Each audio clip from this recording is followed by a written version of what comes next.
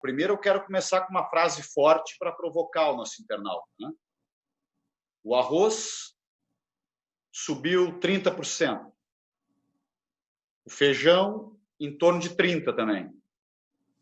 O óleo de soja, em torno de 25%. A carne bovina, 40%. E o salário mínimo, 2%. Então, como é que é essa economia? Porque diz que o Bolsonaro deu uma resposta do estilo que ele dá, assim, ele gosta da resposta do chamado tio que simplifica, né? Mas não é o tio que simplifica. É o tio que mente para o povo. Isso não é uma simplificação, é uma mentira. Ele disse, não, esse problema aí do arroz é problema de oferta e procura. Como assim problema de oferta e procura? Todos nós sabemos que tem oferta e procura, mas todos nós sabemos que o papel do governo, que é o papel do Estado, é proteger os mais frágeis. É proteger a economia popular. Porque a grande causa desta explosão de preços no Brasil nesses últimos meses é que nós temos um governo que se pauta por aquilo que eu chamo fanatismo liberal. É uma espécie assim de fundamentalismo que diz: eu, enquanto governo, não tenho nada para fazer porque os mercados são perfeitos e os mercados vão nos dar a felicidade eterna. Só que ao longo da história da humanidade, o que a gente aprendeu, e aí os nossos economistas do time aqui, dos economistas bons, que de fato têm equilíbrio, né? Porque óbvio que nós sabemos que muitas coisas elas se operam, né? A variável de mercado opera sobre elas. Mas o papel do governo e do Estado é interferir na questão do mercado para proteger os mais fracos, o elo mais fraco. E o que é o elo mais fraco? É um trabalhador que tem duas alternativas. Ou ele encontra um arroz e um feijão num preço mais justo, ou ele passa fome. Porque ele não tem como ajustar o preço na tal proposta do Bolsonaro, que é deste fanatismo liberal, que, na verdade, é melhor chamar de uma irresponsabilidade liberal, né? Porque isto termina levando ao aumento, né, de pessoas que estão passando fome. Então, o que nós temos que debater, e a outra que eu não quero esquecer de dizer, é que nós temos um ministro da Fazenda hoje, no governo Bolsonaro, da Economia, que ele torce para a moeda brasileira se desvalorizar. Ele diz que é bom, quanto maior for o valor do dólar no Brasil, ele tenta convencer o povo brasileiro de que isso aí é bom para o Brasil.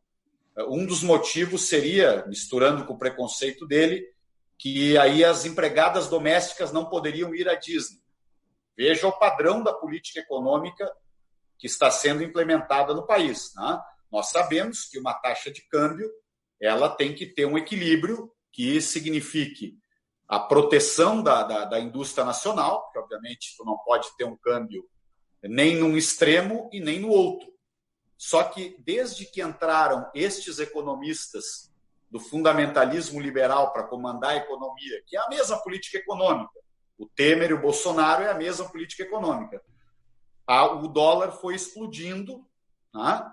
E o dólar explodindo significa que esses produtos, né, de necessidade básica para a população vão ter um crescimento muito grande de preço. Então, por exemplo, o que é o papel para o nosso internauta que não é, né, o economista, ele está tentando compreender. Então, o que é um papel indispensável que o Estado tem que ter para proteger a maioria? Ele tem que ter um processo que regule abastecimento e desabastecimento. É o papel da empresa pública chamada CONAB, Companhia Nacional de Abastecimento.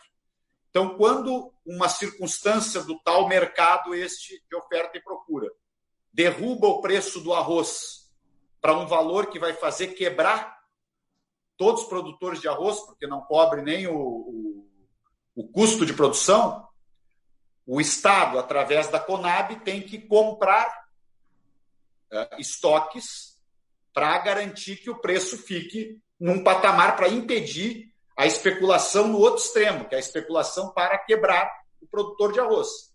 Quando a especulação começa como agora, em que a falta do produto gera um aumento especulativo de preço, não é um aumento de preço de uma economia planejada, é porque esse jogo, né, financeiro em torno dos preços, que alguns aplaudem de pé, ele é uma coisa especular com ouro, por exemplo.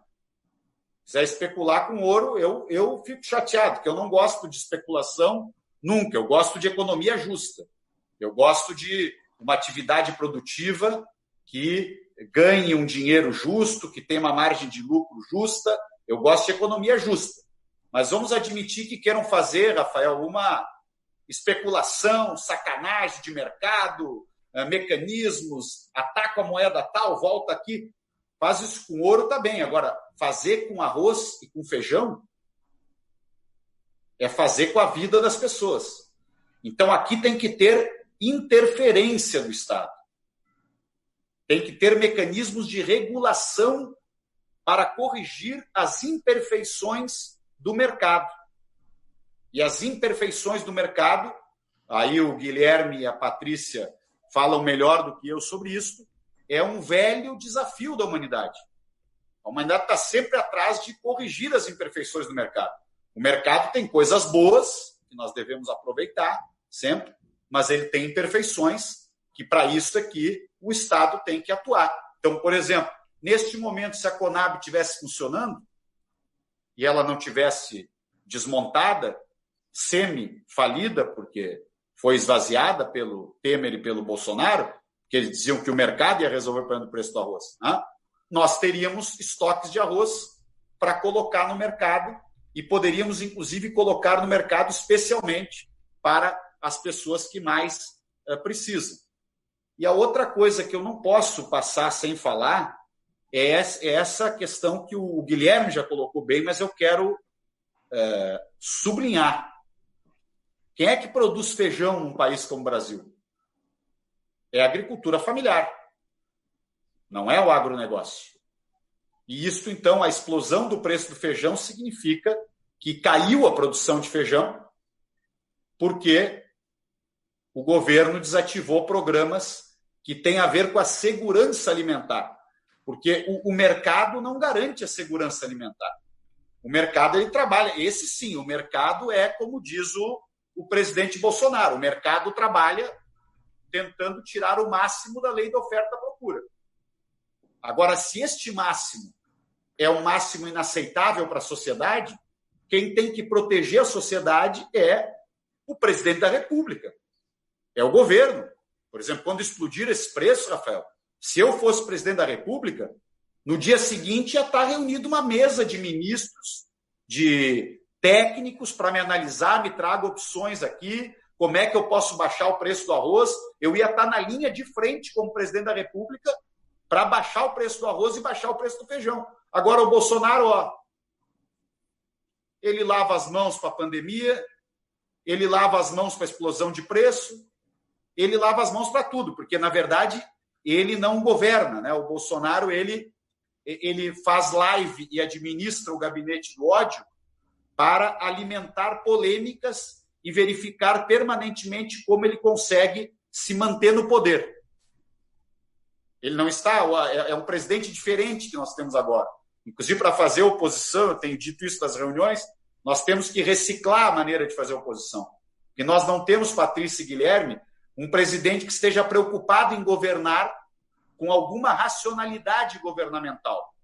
Porque nós já tivemos presidentes de direita, de centro-direita, de centro, de esquerda, mas todos eles que preocupados com uma racionalidade governamental. Agora não existe isso. A preocupação do presidente é como alimentar, né, os conflitos e as polêmicas e a cada 24 horas inventar uma frase de efeito para colocar uma parte do Brasil a se distrair, né, com aquele circo daquele debate em torno daquela polêmica que não leva a nada, e enquanto isso a vida das pessoas está sendo totalmente desestruturada. Hoje o negócio aqui é preço de alimentos, imagina se fosse uma live sobre meio ambiente, nós íamos estar aqui no mesmo desespero se fosse uma live sobre saúde. O desespero era o mesmo, porque o Brasil até hoje não tem testes, e agora hoje é uma live aqui sobre economia, e eu pergunto, né, para os nossos internautas, qual é a política de desenvolvimento econômico do Brasil de hoje? Eu não conheço, né? Conheço só um monte de frase de efeito, né? Hipóteses, né? De que não, vamos vender o Correio, a Petrobras, o Banco do Brasil, que aí tudo vai dar certo. Né? Não, vamos fazer tal coisa que aí tudo vai dar certo. Vamos tirar uma parte, vamos cortar uns 30% a aposentadoria dessa gente que vai se aposentar ganhando R$1.500, R$2.000, que aí tudo vai dar certo. Vamos cortar um pedaço do BPC, vamos congelar por 2 anos a aposentadoria, que aí tudo vai dar certo. E aí, né, Rafael, não é o assunto de hoje, eu vou encerrar, que já falei demais, mas aí nunca chega o dia de votar o imposto de grandes fortunas, que o Guilherme tem participado muito desse debate também, nunca chega o dia de votar o imposto de renda sobre a distribuição dos grandes lucros de dividendos. Nunca chega o dia de cobrar o imposto sobre o jatinho e o iate. Nunca chega o dia de cobrar o imposto sobre as grandes heranças. É que o problema é que nós temos um governo que é uma mistura desse fundamentalismo liberal com um governo aristocrático, né, que protege uma elite econômica e, obviamente, essa elite econômica ela não tem a preocupação com o preço do arroz, não é a preocupação dela. Agora, a pessoa que ganha salário mínimo, né, Patrícia, que vê que ela vai ter R$22 de aumento no salário mínimo, Guilherme, que o aumento total de 1 ano no salário mínimo dela dá para ela repor o que ela tem que repor em um saco de 5 quilos de arroz. O aumento do salário mínimo do Bolsonaro este ano, deste maravilhoso mundo bolsonarista, vai permitir ao trabalhador que ganha um salário mínimo que ele consiga comprar um saco de arroz por mês, como ele comprava anteriormente, se ele comprava um. Se ele comprava 2 sacos de arroz para alimentar a família dele, de 5 quilos, durante um mês, o aumento do salário mínimo já não permite que ele compre o segundo saco, porque é R$22 só o aumento do salário mínimo esse ano.